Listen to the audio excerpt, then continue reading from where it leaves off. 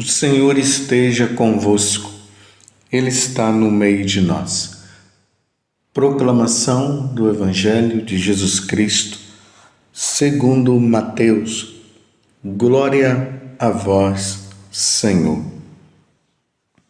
Naquele tempo, um dos 12 discípulos, chamado Judas Iscariotes, foi ter com os sumos sacerdotes e disse: que me dareis se vos entregar Jesus? Combinaram então 30 moedas de prata. E daí em diante, Judas procurava uma oportunidade para entregar Jesus. No primeiro dia da festa dos ázimos, os discípulos aproximaram-se de Jesus e perguntaram: onde queres que façamos os preparativos para comer a Páscoa? Jesus respondeu: ide à cidade, procurai certo homem e dizei-lhe: o mestre manda dizer, o meu tempo está próximo, vou celebrar a Páscoa em tua casa, junto com meus discípulos. Os discípulos fizeram como Jesus mandou e prepararam a Páscoa. Ao cair da tarde, Jesus pôs-se à mesa com os 12 discípulos. Enquanto comiam, Jesus disse: em verdade eu vos digo, um de vós vai me trair. Eles ficaram muito tristes e um por um começaram a lhe perguntar: Senhor, será que sou eu? Jesus respondeu: quem vai me trair é aquele que comigo põe a mão no prato. O Filho do Homem vai morrer conforme diz a Escritura a respeito dele. Contudo, ai daquele que traiu o Filho do Homem. Seria melhor que nunca tivesse nascido. Então Judas, o traidor, perguntou: mestre, serei eu? Jesus lhe respondeu: tu o dizes. Palavra da salvação. Glória a vós, Senhor. Meus irmãos e minhas irmãs, estamos na quarta-feira santa. E, mais uma vez, estamos refletindo sobre o mistério de Judas Iscariotes, aquele que ficou conhecido entre os evangelistas Mateus, Marcos, Lucas, João, como o traidor. Eu digo os evangelistas porque foi eles que deixaram escrito, eles narraram a vida de nosso Senhor Jesus Cristo. E sempre que a referência vinha a Judas, era que ele era o traidor. Quando eles narravam a escolha dos apóstolos, dos 12, por parte de Jesus, eles sempre terminavam dizendo: e Judas Iscariotes, o traidor. Na segunda-feira passada, quando estava ocorrendo aquela festa na casa de Marta, Maria e Lázaro, ali uma comemoração, um agradecimento a Jesus por ter ressuscitado Lázaro. Maria, ela fez um gesto maravilhoso que Jesus disse que aquele gesto dela jamais seria esquecido.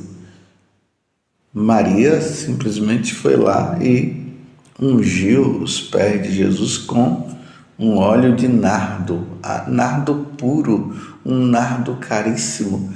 E Judas, vendo Maria fazendo aquilo, ele disse: que desperdício. Poderia pegar esse dinheiro e dar para os pobres. E, na verdade, João, que escreve o Evangelho, que também é o apóstolo, disse que Judas não estava falando aquilo porque ele estava lembrando dos pobres, mas porque ele era responsável pelo dinheiro ali da comunidade dos apóstolos junto com Jesus, e ele era um ladrão. Duas características que ficou nos primeiros cristãos: Judas ladrão, Judas traidor. E hoje nós vemos mais uma vez a narração dessa tentativa de Jesus de fazer com que Judas tomasse consciência que o Senhor estava sabendo, que Jesus estava sabendo das tramas dele. Era a oportunidade de Judas se converter, de mudar de vida, e isso não aconteceu.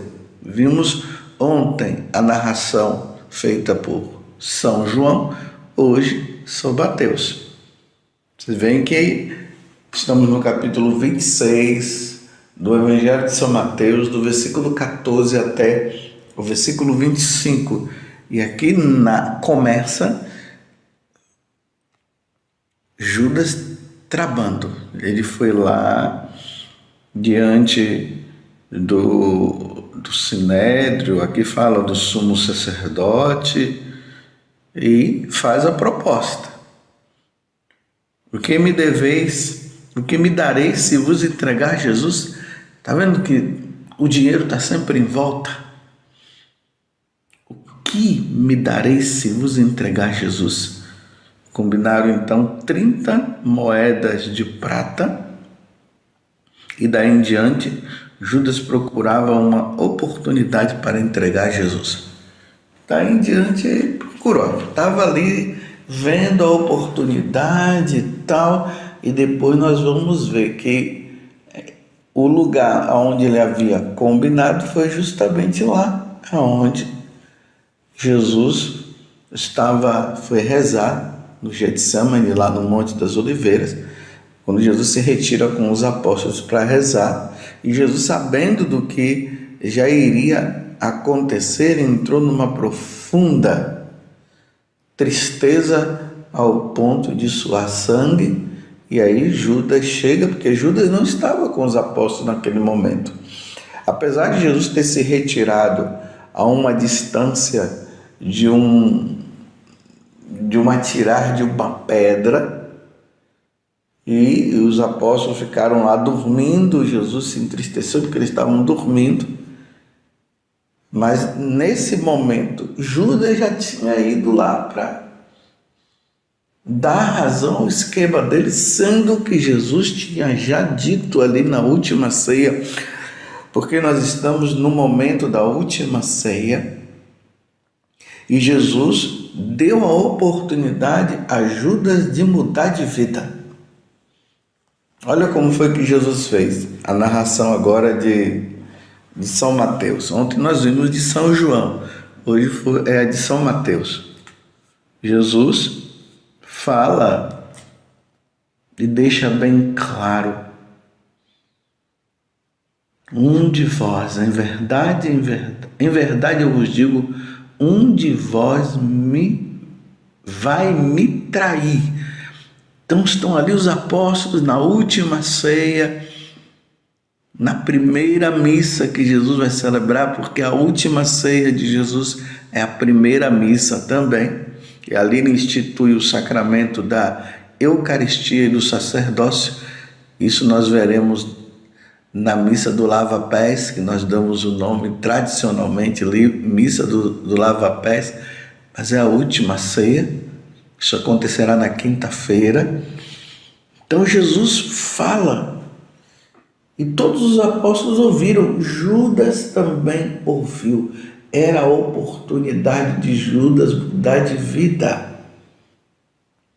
Em verdade eu vos digo, um de vós vai me trair. Eles ficaram muito tristes, e um por um começaram a lhe perguntar: Senhor, será que sou eu? Aí Jesus respondeu: quem vai me trair é aquele que comigo põe a mão no prato. E lá no Evangelho de São João de ontem, Jesus dizia mais uma coisa: aquele a que molhar o pão e colocar na boca dele. Então Judas viu claramente que Jesus se referia a ele. Jesus dá mais outra oportunidade, dizendo até para Judas: vai e faz o que tem que fazer. E Judas foi e fez. Teve toda a oportunidade. E como eu dizia ontem, Judas, ele estava com Jesus, com o coração distante de Jesus. Ele já tinha o coração de traidor. Era ladrão e traidor. E estava com Jesus. Ontem, celebrando a missa lá no santuário, às 18h30, eu falei justamente isso. Caminhava com Jesus, mas não estava. Caminhava com Jesus, mas andava no pecado. E quantas vezes, meus irmãos, entramos numa situação dessa? Vamos à missa, somos de missa diária e tudo, mas estamos traindo, estamos cometendo pecados mortais, os pecados relacionados aos 10 mandamentos, os pecados mortais. Estamos ali e dizemos que nós estamos com Jesus, mas o coração longe. Não há conversão, não há mudança de vida. Como houve na vida de Mateus, que era um ladrão, um corrupto, e depois que Jesus disse: siga-me, ele seguiu e abandonou tudo. Abandonou a coletoria de impostos. Ele era um pecador público, todo mundo sabia do pecado de Mateus, e Mateus se converteu completamente. Como aconteceu também depois com Maria Madalena, que se converteu também, mudou de vida, e assim como muitos santos. Mas infelizmente, meus irmãos, tem muitas pessoas que caminham com Jesus, mas anda no lamaçal do pecado, vive numa vida de traição completa. Nem se confessar, confessa. E tem aqueles que às vezes até se confessam, mas não mudam. Continuam na vida errada, embora esteja com Jesus. Você está compreendendo? E quando eu falo isso, é para você se avaliar, é para eu também me avaliar. Eu estou com Jesus, mas eu sou Judas, mas vivo como Judas, traindo o meu amado Senhor, que deu a vida por mim. E aí, meus irmãos, no Evangelho de hoje, Jesus fala uma coisa que precisa calar forte no nosso coração, e nós precisamos meditar sobre isso. Vejam só, versículo 24, lembrando que nós estamos no capítulo 26 do Evangelho de São Mateus. Olha só o que Jesus disse: o Filho do Homem vai morrer, conforme diz a Escritura a respeito dele. Contudo, ai daquele que trair o Filho do Homem, seria melhor que nunca tivesse nascido. Então Judas, o traidor, perguntou: mestre, serei eu? Jesus lhe respondeu: tu dizes. Está vendo? Jesus agora fala claro para Judas: tu dizes. Eu sei, Judas, de tudo que você está pensando, eu sei tudo que você está tramando. Judas não mudou, meus irmãos, não mudou, apesar de Jesus ter dito: ai daquele que traiu o Filho do Homem, seria melhor que nunca tivesse nascido. Não é que Jesus esteja amaldiçoando, não. Jesus está dizendo que a condição da pessoa que o trai, é uma condição que seria melhor que ele não tivesse nascido. Imagina, meus irmãos, nós nascemos para amar e servir a Deus. Nós estamos neste mundo de passagem. O nosso habitat eterno será no céu, convivendo com o Senhor. A nossa vida aqui na terra é uma preparação. Ou nós nos preparamos para ir para o céu, ou nós nos preparamos para ir para o inferno. Não tem outra condição.